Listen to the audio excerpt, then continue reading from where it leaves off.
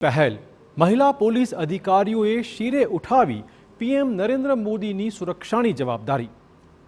આંતરરાષ્ટ્રીય મહિલા દિવસ નિમિત્તે ગુજરાતે સર્જ્યો છે અનોખો ઇતિહાસ અને મહિલા પોલીસ અધિકારીઓએ સંભાળી વડાપ્રધાનની સુરક્ષાની જવાબદારી।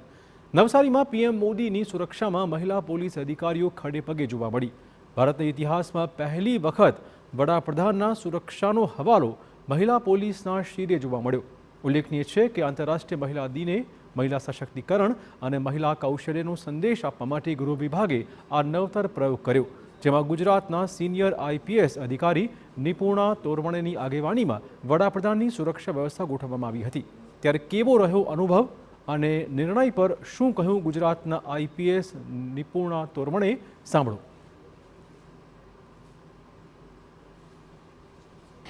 આંતરરાષ્ટ્રીય મહિલા દિવસની ઉજવણી વડાપ્રધાને આ વખતે ગુજરાતની ધરતી નવસારી ઉપરથી કરી દેશને પણ સંદેશ આપ્યો। જો કે સૌથી મહત્વની બાબત એ હતી કે આ વખતે વડાપ્રધાનની સુરક્ષા મહિલા અધિકારીઓથી માંડીને કર્મચારીઓ કરી રહ્યા હતા, ત્યારે જેની મુખ્ય જવાબદારી હતી એ આઈપીએસ અધિકારી નિપુણા તોરવણે જે અમારી સાથે છે। મેમ, આપને પહેલાં તો મહિલા દિવસની ખૂબ શુભકામનાઓ।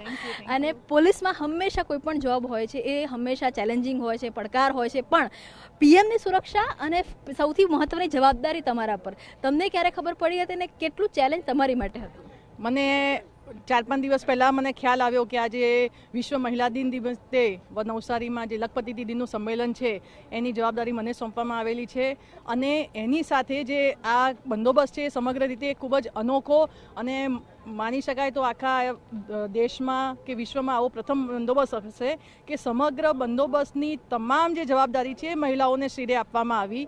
એટલે કે તમે જે હેલિપેડ, તમારો જે કોન્વોયનો જે બંદોબસ્ત છે, સભાસ્થળનો બંદોબસ્ત છે, ડીનો બંદોબસ્ત છે, મૂવિંગ બંદોબસ્ત છે, કે જેની અંદર પોલીસ સમગ્ર રીતે મેલ ફિમેલ બધા લોકો સાથે થઈને કરતા હોય છે, પરંતુ આ સમગ્ર મહિલા પોલીસ દ્વારા જ્યારે કરવાની વાત આવી એટલે મહિલાઓને અમે લોકોએ અહીંયા આગળ બોલાવી, પછી એ લોકોનું બધાનું 1-to-1 બ્રીફિંગ કર્યું, રિહર્સલ કર્યું, એ લોકોનું ઘણું બધું બ્રીફિંગ ને એ લોકોને માનસિક રીતે બી તૈયાર કરી, અને બધી મહિલાઓમાં એક બહુ સારું પાસું એ રહ્યું કે બધી મહિલાઓમાં ખૂબ જ ઉત્સાહ હતો કે આ જે જવાબદારી અમને આપી છે અમે ખૂબ જ સફળતાપૂર્વક કરીશું, અમે અમારી 100% અમે આપીશું। અને આજે તમે જોઈ શકો છો કે માનનીય વડાપ્રધાનશ્રીનો જે બંદોબસ્ત છે, જે Z+ અને એસપીજી પ્રોટેક્ટી છે, એમનો બંદોબસ્ત ખૂબ જ સ્મૂથ રીતે, સરસ રીતે આખું આ જે ફંક્શન છે એનું એ પૂર્ણ થયું છે। અને આ રીતના મારી ગુજરાત પોલીસની મહિલાઓ રિહર્સલમાં કેટલો સમય લાગ્યો? સામાન્ય રીતે જ્યારે એક આઈપીએસ અધિકારી હોય છે અને એક પ્રકારની ટ્રેનિંગ હોય છે, પરંતુ ખાસ કરીને આપણે જ્યારે કોન્સ્ટેબલની વાત કરીએ, પીઆઈની વાત કરીએ, અને સ્વાભાવિક રીતે વડાપ્રધાનની સિક્યુરિટીની જ્યારે સીધી જવાબદારી હોય છે,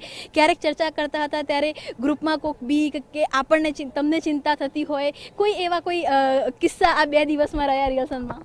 રિહર્સલમાં તો આમાં તો દરેક વખતે આપણને બધાને ખૂબ જ બ્રીફ કરવા પડતા હોય છે, ખાસ કરીને જે ખૂબ જ એમની જે ડીની જે જવાબદારી હોય છે, મૂવિંગનો બંદોબસ્ત હોય છે, જે માનનીય વડાપ્રધાનશ્રીના ઘણા ક્લોઝ રહીને જે કરવો પડતો હોય છે, તો એ જે બંદોબસ્ત માટે અમે મહિલાઓ પાસે ઘણું બધું રિહર્સલ કરાવડાયું, કારણ કે એ બધો બંદોબસ્ત મોટા ભાગે એની અંદર મેલ કોમ્પોનન્ટ વધારે હોય છે, તો આખા બધા જે ફિમેલ છે એમને અમે માનસિક રીતે બી તૈયાર કરી, અને એ લોકોનામાં બી પોતાનામાં ખૂબ જ ઉત્સાહ હતો। અને ક્યાંક એક ઉદાહરણ પણ સેટ થયું કે કોઈ પણ જે પોલીસની કોઈ પણ જવાબદારી હોય છે એમાં પોલીસ કર્મચારીથી લઈને અધિકારીઓ પણ સજ્જ હોય છે, કોઈ પણ ટાસ્ક છે તે આપી શકાય।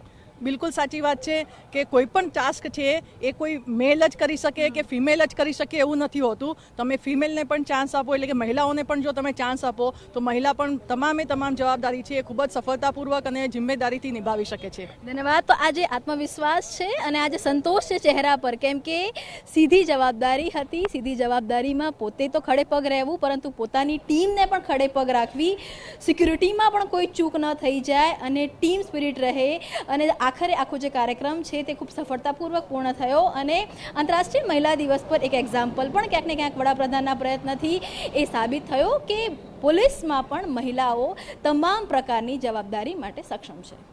કેમેરામેન ઇમરાન સાથે કિંજલ મિશ્રા, TV9 નવસારી।